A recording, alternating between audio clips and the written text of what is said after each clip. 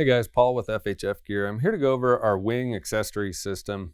Our wings were developed in conjunction with our fob system, and we wanted to design these in a way that they're going to work with our other foundations. We'll go over how to attach those in a bit, but really we wanted to give you the ability to attach accessories and make your system as modular as you want it to be, and give you the most use out of it so that you can really get everything you can out of the system.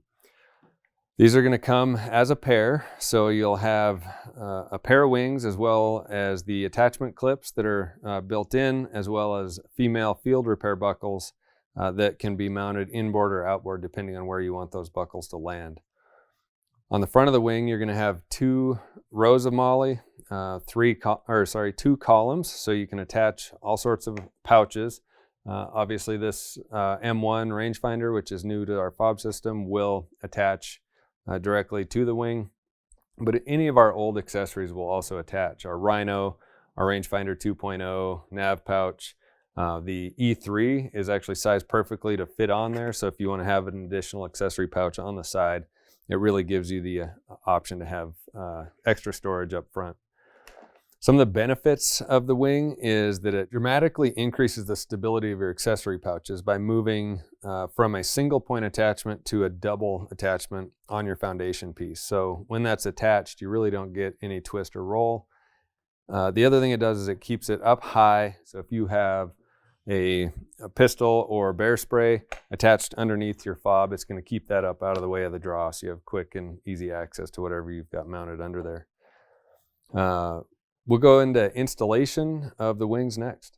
Okay, for installation of the wing, we're going to flip our foundation piece over and look at the back of it. Here on our fob, we've got these 2 webbing attachment loops here, as well as the existing field repair female buckle. The way to attach these is actually going to be to remove this female buckle, and this just slides off of there. There's a piece on it that you push down and pull back on and to open that buckle. And to reattach, you just push that in and clip it in. With that removed, we're going to take our wing and same thing, we're going to push those metal keepers out of the way and then squeeze it to open those up. So again, push that out of the way first, then squeeze the plastic and open up those attachment clips. With the MOLLE facing the front of your foundation piece, you're going to install them into these webbing attachment loops on the back of the harness. And then reattach that metal piece just by swinging it over the top.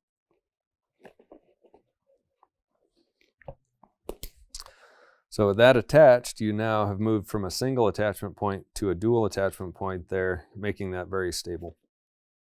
After you've installed your wing, you could further customize it by moving that female buckle into a more inboard attachment point. So to do that, the reasons you might want to do that is if this buckle causes any interference with your pack, or you have a small chest and you just want to get that buckle in a little bit further. You're going to open up that female field repair on the back, slip it out of the webbing, and then go to the next interior loop of webbing there and reattach it. So that brings that buckle a little further inboard, hides it behind that wing, and then just decreases the width of where your buckles are going to sit. And you can run that as a single, as I have on my chest here, or especially with the fob, you can run it as a double and have attachments on both sides. To go over our other foundations here, I want to cover our Pro-M, which on our later models of the Pro-M, we've actually sewn in. On this side, you can see a bar tack in the elastic, as well as an extra loop sticking out the side. This is later models, and we knew this was coming, so we started doing this a little while ago. And those wings attach directly to those attachment points in the elastic and works the same way as our fob. On our Pro-M, either this model or the older model, before we did those bar tacks, which just attached to the elastic, the existing elastic that holds in the side. We recommend running both because that moves the attachment point here up about an inch. And we don't want to have you make your foundation piece uneven, so we really recommend using both wings if you're going to attach those to your Pro-M.